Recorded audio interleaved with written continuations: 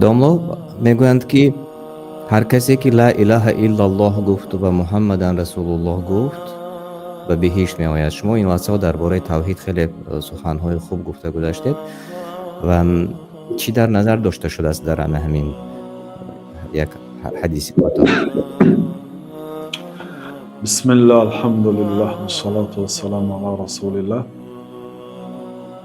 کسی که لا اله الا الله گوید وارد بهشت می شود، قید و شرط ها دارد و در دیگر حدیث ها در هر حدیث یک قید آمدگی هست و بنابراین بعضی علما شرط های لا اله الا الله را 7 تا گفتند و بعضی علما 8 تا گفتند، جمع آوری کردند. می شود در یکی از حلقه ها این شرط ها را شرح دهیم. شاید در کتاب توحید امام بخاری می آید و این به اون آدمی که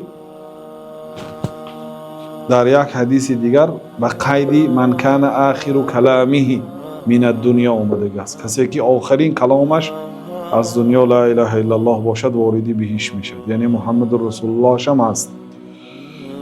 و اما کسی اگر لا اله الا الله گوید، محمد رسول الله گوید با زبان و با دل گوید و عمل نکند، نماز نخواند، زکات ندهد، روزه ندارد، علم نآموزد، طهارت نکند، غسل جنابت نکند، به شریعت عمل نکند، او به لا اله الا الله عمل نکرده است. ایمان این قول است و عمل است، یعنی فقط لا اله الا الله با زبان گفتن انسان به جنت نمی‌برد. چه خیلی که حدیث هایی که امام بخاری در کتاب ایمان آوردن زیاده از 50 حدیث آوردن رد به مرجئه هست.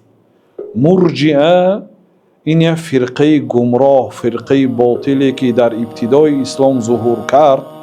اینا میگفتن که لا اله الا الله محمد رسول الله گفته گرد کفایه هست، نه نماز خوان، نه روزه دار، نه از گناه ها پرهیز کن. ببینید بعضی حدیث ها رو مثال آوردیم که کسی نماز عصر را اگر ترک کند عملهاش بیهوده میشه. بعضی بسیار حدیث هایی که امام بخاری آوردن، یا بعضی حدیث ها رد به خوارج، بعضیش رد به مرجئه، برای آنکه اساسا در ایمان این دو طایفه خلاف کلان دارند.